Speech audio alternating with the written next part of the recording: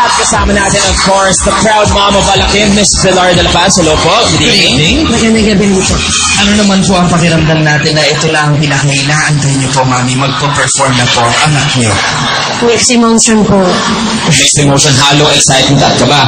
Pero ano po ang mensahe niyo para kay Alakim? Patnubayan ka ng Diyos, anak. We're so proud of you. Good luck. We love you. Thank you, Mami Pilar. Maraming salamat na. Ladies and gentlemen, we won't be surprised if someday he will be famous sa buong mundo. Yes, because his act is truly world-class. Kaya wag na wag kayong kukurap dahil ito na siya, ang ating magician from Quezon City, Alakim!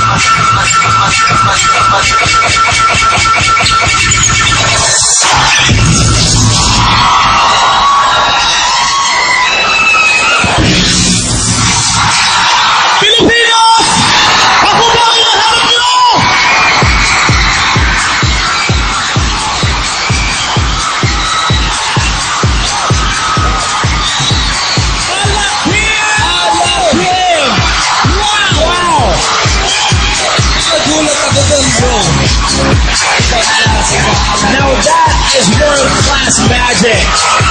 Wow. Kahit sa naguluhan, di na yan ang paano bumalik sa stage. Hindi niya alam. Dahan-dahan lang, bro. Billy, what can you say, bro? Ako, pag may Alakim tayo, ako naman dito si Alabil. Alabil. Ako, I've always been a fan of Alakim. Sabi ko nga, napakabilis ng kanon niya. He's looking from her vantage point. Of course, bilang isang magician, medyo dapat nasa harap ka palagi ng audience. To have a magician dito sa Pilipinas, so proud to be a Pinoy, diba? And we get to see him from the side. Yet, di pa rin natin nakikita kung gano'n niya kabilis ang mga tricks niya. Alakim! Islam, magic, pero tao ka lang. Magaling ka mag-magic. Wala pa nga po natin once again. Alakim! Okay ka lang, bro? Okay, I sense your excitement, but I mentioned earlier na kasama ka sa IBM, ang International Brotherhood of Magicians. Tama ba? Gaano ba kahirap makapasok sa IBM? Sa IBM po, before mahirap pumasok. Kasi ibang magic ng mga Pilipino noon. Hindi pa masyado na-appreciate ng buong Pilipinas.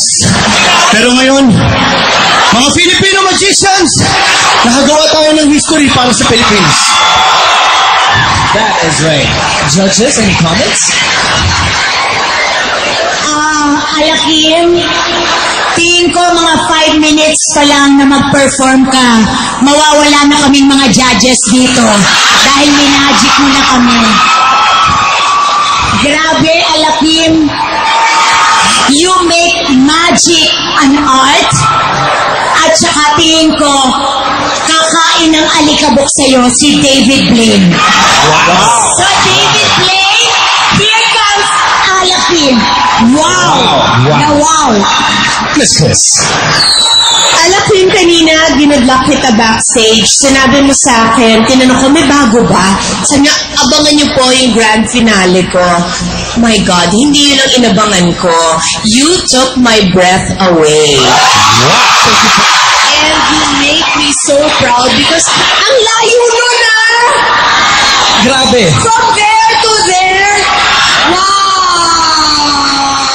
Nag-commute ka pa, ha? Correct. Nag-bus ka pa. Alakim, ikaw ang dapat maging simbolo ng mga magikerong galing Pilipinas dahil nakakabilib ka talaga. Thank you po, Miss. Sir FMG. Alakim, Boss, you really have brought your art to the next level, and you're truly a world-class art. We're so proud of you. thank you po, boss. Thank you, Sir FMG. Alam ko, may gusto ko sabihin. Mga kababayan namin sa Pilipinas, maski sa buong mundo, maraming salamat sa pagtangkilik sa mga Filipino magicians.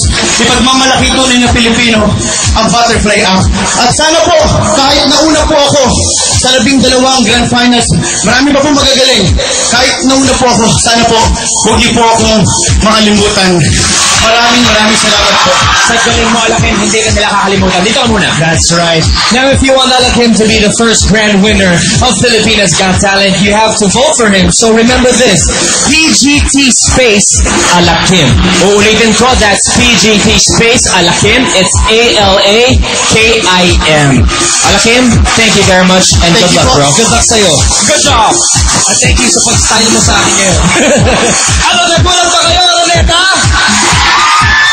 Ay, nako, simula pa lang yan. Susunod ang pambato ng Lanao del Norte. That's right. Mag-Sherwin kaya si Sherwin? Tama. He is up next. Dito lang sa Pilipinas Got Talent.